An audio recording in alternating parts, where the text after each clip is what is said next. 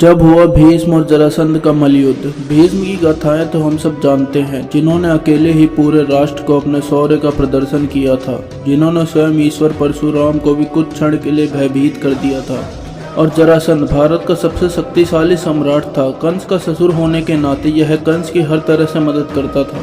तो ऐसा क्या हुआ जिसके कारण हुआ भीष्म और जरासंध के बीच मलयुद्ध। महाभारत काल में जब महामहिम भीष्म ने कंस को हराया था, उसी बीच जरासंध, जो कि कंस का ससुर था, वह सारे राजाओं को मलयुद्ध का आह्वान देकर उनकी स्त्रियों को छीन लेता था। उसी के बाद सारे राजा भीष्म से मदद मांगने जाते हैं। तब यह बात भीष्म को पता चलती है, तो अन्य राजा कहते हैं, आप कृपया अपनी सेना को सज्ज कीजिए। तभी भीष्म कहते हैं, मैं स्वयं जरासंध का अहंकार तोड़ूंगा। उसी के बाद भीष्म दूसरे राज्य में जाते हैं और भेष बदल लेते हैं। तभी जरासंध फिर से मलयुद्ध का ऐलान करता है, एक और नए राजा को अखाड़े में बुलाता है।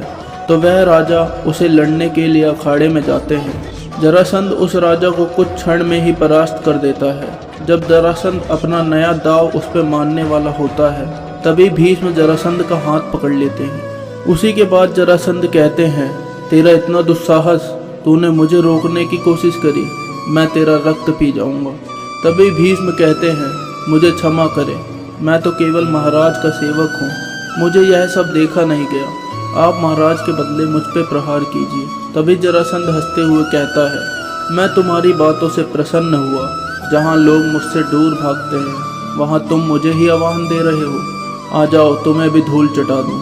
तभी भीष्म थापी पीटते हैं और अखाड़े में उतर जाते हैं और पहला दाव जरासंध करता है। वैसे ही भीष्म परशुराम का नाम लेके उसके उल्टा उस पे लगा के पटक देते हैं। उसी के बाद वह उठ के फिर से वही दाव करता है, तो भीष्म दोबारा उसे पटक देते हैं। इन सब के बाद वह अखाड़े के बाहर की नीति अपना के भीष्म के सर को जोर से पकड़ लेता है। तभी भीष्म उसके दोनों हाथ को पकड़ के पीछे कर लेते हैं और तोड़ देते हैं। जरासंध चिल्लाने लगता है और कहता है, कौन हो तुम, अपने असली रूप में आओ। तभी वह राजा कहते हैं, परशुराम के परशु को भी रोक दिया, ये वो है जिन्होंने स्वयं सूर्य देव को भी धरती पे ला दिया। यही है वो जिसने 100 भुजाओं का बल रखने वाले कंस को भी रणछोड़ बनाया था।